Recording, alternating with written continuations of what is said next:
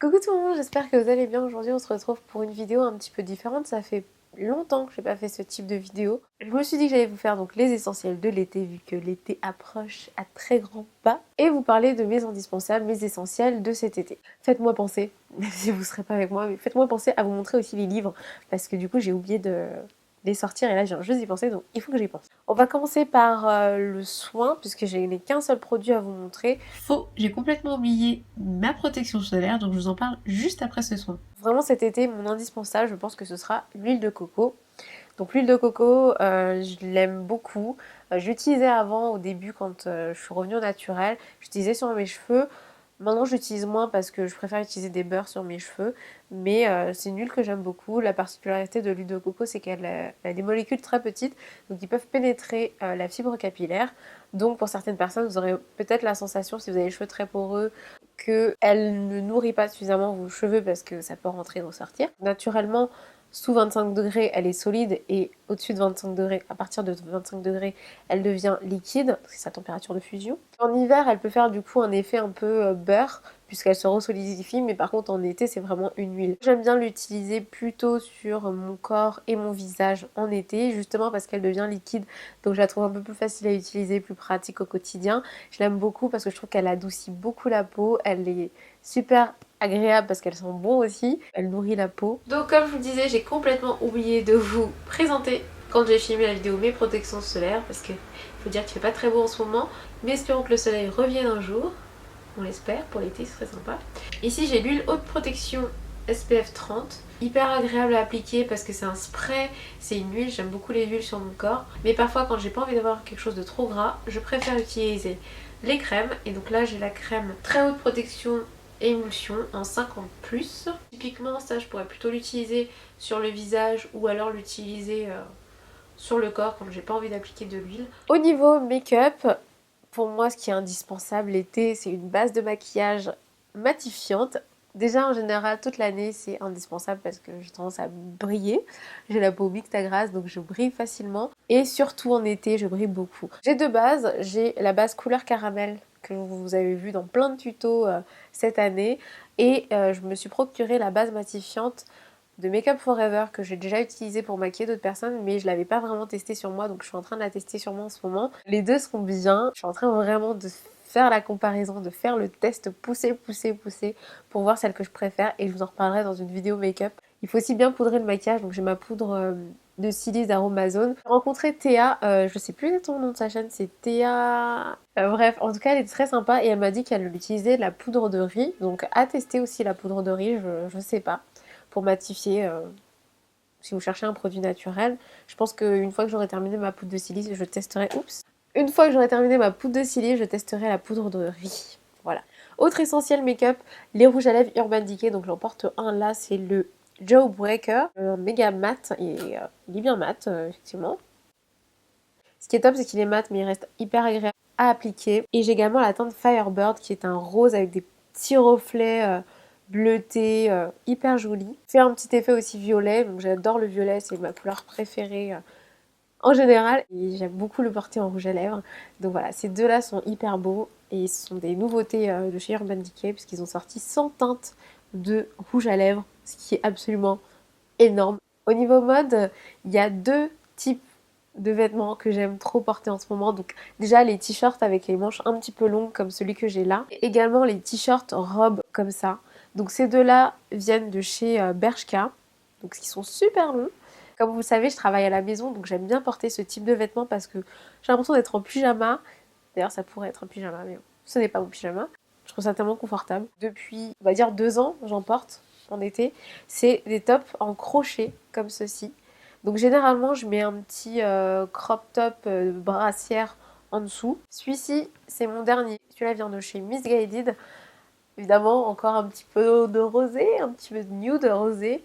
Il est trop joli. Donc celui-là, il a une petite fermeture à l'arrière. Il y a un blanc aussi sur le site, il y a un noir aussi sur le site. Je suis tentée d'acheter le blanc, mais je crois qu'il ne restait plus ma taille. Parce que j'en ai un crème qui est juste là. De chez Forever 21, je l'aime bien, mais je préfère le blanc au crème. D'ailleurs, si vous voulez un lookbook avec uniquement des tops en crochet et vous montrer différents styles, dites-le moi en commentaire. En ce moment, je réfléchis un petit peu aux prochaines vidéos. Si vous avez des idées de vidéos que vous aimeriez voir en priorité, n'hésitez pas à me les mettre en commentaire. Je prends toujours en compte vos idées. Évidemment, j'ai toute une liste de vidéos à faire, donc dans tous les cas, vous aurez des vidéos qui arrivent, mais si ça peut être des vidéos que vous préférez voir en priorité, n'hésitez pas à me le dire. Moi, ça me fait plaisir de vous faire plaisir. Ce que j'aime beaucoup en ce moment, c'est, et qui est aussi très à la mode, j'avoue, c'est les chaussures à lacets. Les paires avec les lacets qui montent sont pas hyper confortables. C'est pas qu'elles sont pas confortables, elles sont confortables, mais pas pratiques parce que les lacets ont tendance à glisser dans la journée. Donc au final, on les attache vraiment qu'à la cheville. Je l'ai découvert en achetant ce type de paire. La paire que je préfère, c'est quand même celle de chez Stradivarius, qui est une paire donc beige nude, qui a des lacets tout simples, qui monte et qui se termine au niveau de la cheville, donc c'est parfait. Hyper belle, assez confortable, il faut que je les fasse encore. Oui, c'est juste une bouteille, vous allez me dire en plastique, jolie. C'est un essentiel parce que j'ai tendance à pas assez bien m'hydrater, que ce soit en été, en hiver, enfin tout le temps, je bois pas assez d'eau, je le sais. Donc je me suis dit, achète-toi une bouteille jolie, essaie de la finir, de la remplir, de la refinir plusieurs fois dans la journée. En tout cas, depuis que je l'ai, je bois plus d'eau, ce qui est déjà bien. Espérons que ça dure tout l'été. J'ai prise pas trop grande pour pouvoir la glisser dans mon sac dès que je sors. En fait, je vous ai déjà parlé des 3 livres sur Snapchat. Si vous ne me suivez pas encore sur Snapchat, suivez-moi vraiment sur Snapchat parce que j'y suis beaucoup. Je fais plein de tests en live et je vous parle pas mal de choses dont je peux pas forcément vous parler sur YouTube parce que j'ai pas le temps de faire une vidéo pour YouTube. Donc je vous en parle sur Snapchat. J'ai quasiment fini celui-là, donc c'est La magie du rangement. Je vais pas rentrer dans le détail parce que je vais vous en parler très bientôt parce qu'il a vraiment changé ma vie. Hyper agréable à lire, hyper intéressant parce que l'auteur parle vraiment de son expérience. Elle est conseillère en rangement, enfin je sais plus exactement comment elle appelle ça. Elle aide les gens à faire du rangement chez eux et à ce que leur intérieur reste rangé. C'est-à-dire que les gens qui ont été conseillés par elle gardent leur intérieur rangé et ils n'ont plus fait appel à elle ensuite. Comme quoi sa méthode est vraiment efficace. Et je vous assure, là déjà, je vois les bienfaits de sa méthode puisque là on a, vous le savez, déménagé et j'avais vraiment envie que notre intérieur ici soit bien rangé. J'avais envie aussi que cette étape de rangement passe plus facilement parce que c'est hyper dur. Je déteste ranger. Et j'avais envie d'apprécier le rangement. C'est presque le cas. Je vous en parlerai. C'est un best-seller, donc c'est La magie du rangement de Marie Kondo. Lisez-le si vous êtes en train de déménager, si vous avez envie d'avoir un intérieur plus rangé, si vous n'êtes pas satisfaite de votre intérieur, si vous avez envie de changement aussi, ça peut vraiment aider, je pense, dans une vie. L'art de la simplicité de Dominique Leroux, pas totalement convaincue par ce livre parce qu'il fait un petit peu donneur de leçons. Je vous en ai parlé sur Snapchat, mais il y a plein de bonnes idées et de choses à retenir de ce livre. Il va m'aider aussi à améliorer ma façon de vivre. Donc, celui-là parle plutôt du minimalisme, de l'art de la simplicité, de comment vivre plus simplement avec moins, en allant un peu plus à l'essentiel. Pareil, celui-là, je pense que je vais le terminer assez rapidement, j'ai quand même bien avancé. Enfin, Les hasards nécessaires, Jean-François Vézina, qui est psychologue. C'est un livre qui parle des rencontres, du timing entre les rencontres, qui parle de la synchronicité. Donc tous ces livres-là sont des livres un petit peu type développement personnel. Celui-ci, c'est plus un livre de psycho. J'aime bien la psycho, bon, j'ai fait des neurosciences, donc forcément la psycho c'est un petit peu en lien. Il parle plus des expériences de psycho, il n'est pas tant poussé neurosciences, malheureusement pour moi. Mais il est quand même hyper intéressant. Il parle et il explique en fait donc, ces phénomènes de hasard, qu'on considère comme des hasards ou alors des coïncidences, et qui peuvent avoir un réel impact dans nos vies. Comment ça se passe, comment ça fonctionne au niveau plus ou moins de notre cerveau parce qu'il rentre pas dans les détails du cerveau. Voilà pour ma vidéo, voilà pour mes essentiels de l'été. J'ai un peu ressorti des placards ce format. Ça faisait tellement longtemps que je vous en avais pas fait que je me suis dit ah ça peut peut-être les intéresser, ça change.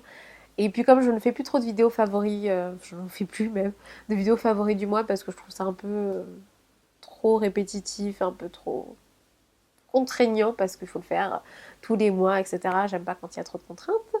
Donc voilà pourquoi j'ai abandonné les favoris du mois, mais par contre, pourquoi pas faire des essentiels de temps en temps. C'est quand même intéressant.